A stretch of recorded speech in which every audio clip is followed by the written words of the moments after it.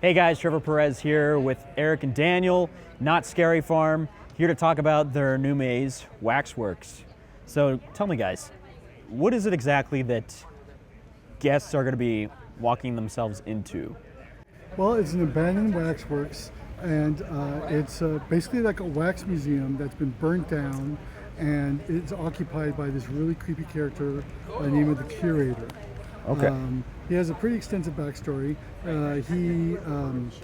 He was a plastic surgeon, but it was botched, and he had to return to the waxworks. There was a couple of punk kids that broke in one night and burned the place down, and he basically broke with reality. And anytime anyone enters into the waxworks, they become captured. He's like a spider. They become captured, and he brainwashes them, and they become his minions. He's quite disturbed, but it's not the typical wax museum experience that you would see. It's much more twisted.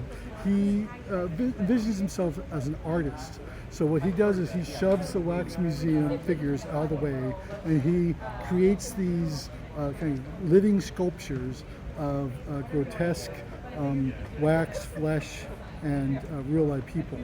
Wow. So, And where'd you guys get the inspiration for it?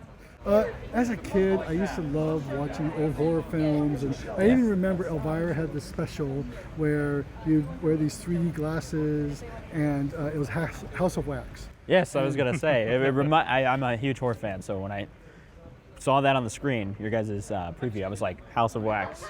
So it's basically roughly like that. Also, another big inspiration was one of our previous mazes, Doll Factory. We very much loved that feeling, and we're really sad to see it go. And the fan base has been very vocal about trying to bring back Wax or Doll Factory. This is its homage to it. We never want to repeat thing, but we do want to really pay homage to it. So there's a section of it that has that creepy doll feel, because he is a collector. He collects things, so he collects these doll figures. Wow. Okay. What are your thoughts on?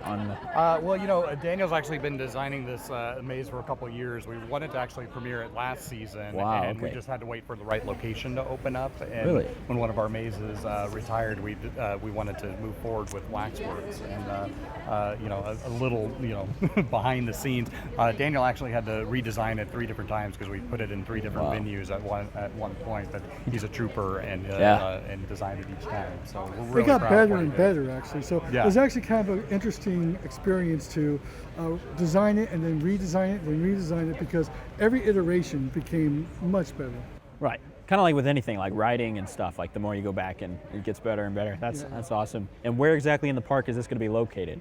This is what we call Ghost Rider 1. It is the old location for Trick or Treat. Okay. Actually, Trick or Treat is the only thing that's been in that building. So this is the only new maze after Trick or Treat. Thank you so much. Thank you. It was great talking to you. Thanks for your time. Can't wait to try it out. Hi guys, Trevor Perez here with John and Ted, creators of the new maze, Origins, The Curse of Calico. Now guys, I want to talk to you a little bit about this because I'm super excited, because I love the whole theme of Ghost Town and Calico, and I like how you guys incorporated this whole maze into the theme of the park. So tell me a little bit about that and how you... I mean, so do we. You know, we're huge fans of this event. We love the history of it, and that's what we tapped into, is to be able to tell that official story and pay homage to this event that we love. And we want to... Yeah, I mean, and that's the whole thing. It's very unique in Knott Scary Farm's history, because this is the first maze that they've created that revolves around an existing property, which is the Ghost Town Scare Zone. And what inspired the characters to be in Ghost Town? Oh, it's very easy, because Ghost Town it debuted in 1973 along with the event. They've had a few characters. So they've had a few thousands of characters throughout the years, and so it was really easy to tap into all of that. And of course, tying that all in with the old hangings from the 1970s and throughout the 1980s. Before it was the pop culture stunt show, the format that we're familiar with now. It was a very dark and sinister show that revolved around this witch character. So that's where the witch character came from. Yep. It was in the, all right, awesome. And are there any Easter eggs you guys threw in there?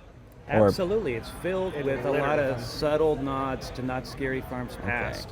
But we'll still stand strong as a compelling and scary attraction for people that's been going since 1973 all the way up to the people that'll be discovering it for the first time this season.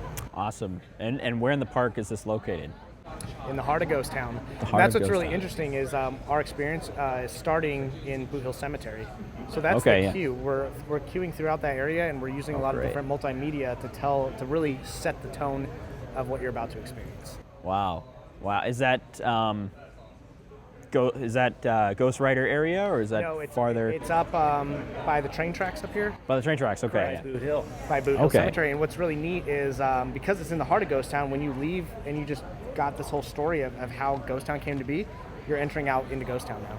Wow. So and you're living it. So as part of the queue kind of take place within the fog and everything that's going on in Ghost Town as well? Yeah, absolutely. Oh my gosh. Yep. And we're trying to tell the story of why the fog exists. And it's really spelling it out for those guests that love this event, that want to take a deep dive, that want answers to why things are the way they are. They can come and discover those. And if you've never been here, like Ted was saying, you're still going to have an amazing time. I'm very excited to check it out. I love the whole the storytelling aspect of it. I love it. So thank you guys so much. Thank you. Appreciate it. It was great to meet you. Thank you. Thank you so much. Good luck to you guys. Can't wait to see it. Hey guys, Trevor Perez here with Patrick and Arnold, creators of Puppet Up. I'm very, very excited for the show. I have to say, because first of all, I'm a huge fan of Muppets, puppets, and comedy and improv. Very excited. In high school, I was on an improv team, and so I'm familiar with like New Choice and all these things you guys presented on stage, which it looks hilarious, you guys. It looks hilarious. So can you tell me a little more about how the show became to be? Well, it started actually as a class. About 15 years ago, Brian Henson wanted to have his puppeteers learn improv, to loosen up their performances and give them that skill set. So they brought me in to teach class. A couple months into it, I said, they're doing great. Maybe we should do a little show at lunchtime for the other employees. And next thing I know, he's producing a show on the Henson lot, on the stage, for an invited guest list of 200 people. And from then on, it just kind of became a show. Wow, okay. And then my involvement came about 3 or 4 years later when Brian and Patrick wanted to take it onto a larger scale. So they needed a producer. That's what I do, is produce live entertainment shows. That's what my company does. That's what I do. And they called me, and that started. We did a 6-month run off Broadway in New York City and took it on tour, took it to some other countries. And we just developed it. We've been doing it now for 10, 11 years, and it's been a great partnership with Patrick and Brian. Okay, so how did it end up here? Because I know it's more of a comedy entertainment show than like a scary kind of spooky thing, but how did it come here? That was Eric Nix. He was the one that saw it on the Henson lot, came up to me, would we be interested in doing it? As I've said before, I come from the East Coast. I had no idea what Not Scary Farm was. We told him. Patrick and Brian told me. We said that would be great. A residency down here would just be fabulous for both the show and, I think, as a difference for Not Scary Farm. They were looking for something different for this year. Yeah, it's kind of like a palate cleanser. Yeah. I mean, you know. Right, exactly. And I love it. I love the fact that it's more for adults than for kids, because a lot of people associate puppets with kids. Yeah, this is not so much for the kids. No. No. It gets a little bit spicy sometimes. And the idea is it's not just a puppet show, and that's something that is very important to get across, that it isn't only a puppet show that you normally see. You not only get to see the puppeteers working the show. Yeah, we don't hide them at all. But that it has other elements in addition to that. It's got music, it's got the vintage recreations, some old pieces that haven't been seen by audiences until we brought them back for like half a century. Okay. Yeah. And I love the fact that you guys use that camera, the lifted camera. That is the classic Henson technique. Really? Yes, that he developed for TV. He was the first one to realize that the TV screen could actually be the puppet theater. So instead of putting a dumb little cardboard theater on and pointing the camera at it, he realized the frame is that. So when you see our show, you can look up on these 2 giant screens and see that rectangle that you're used to seeing with the puppets in it. Or you can just avert your eyes down and see the stage and see the puppeteers losing their minds trying to achieve what you're seeing on the screen. Wow. I'm super excited to see this show. When I was in high school, when I did the improv team, if we said anything dirty, we get a brown bag put on our head. Yeah. We get sent to the side of the stage. We get booed. But our audiences tell us what to do, and we listen.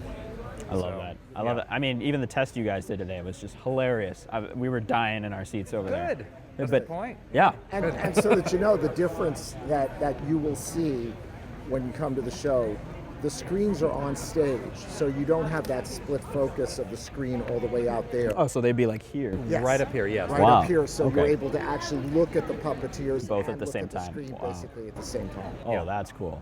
That's really cool. And how many different puppets do you guys have for the show? About 80, I think. That we'll have about 80, 80 on our wow. racks. Yeah.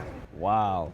And Yeah. do you ever bring people on stage with the puppets, or is it all just puppets and then the audience interacts from? You'll have to come to find Yeah, out. that's a secret, which obviously means yes, that will happen at some point. Ah, But I spoiled can't it. say when or which show, because every night we're going to do a different show. Right. 3 Okay. times a night. So maybe one time we will bring someone up or not, or bring up a couple. I don't know. So you were saying something about a first and a second show, and there was a difference between the two. Third, yeah, we're going to do And an third. A, B, and C show every Okay. night. So they'll have the same opening number and closing number and be similar in overall structure, but they'll have different content.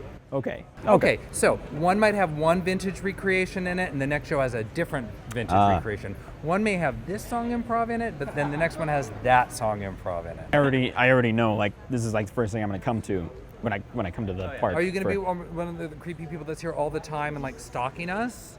Because I love the fact that each show will be different because of the different interactions and different suggestions and everything. So Yeah. This is what's going to be I very cool I about it. can't wait. I can't wait. I'm very excited. So thank you guys so much for talking to me about it. Thank you. It's great to meet you guys.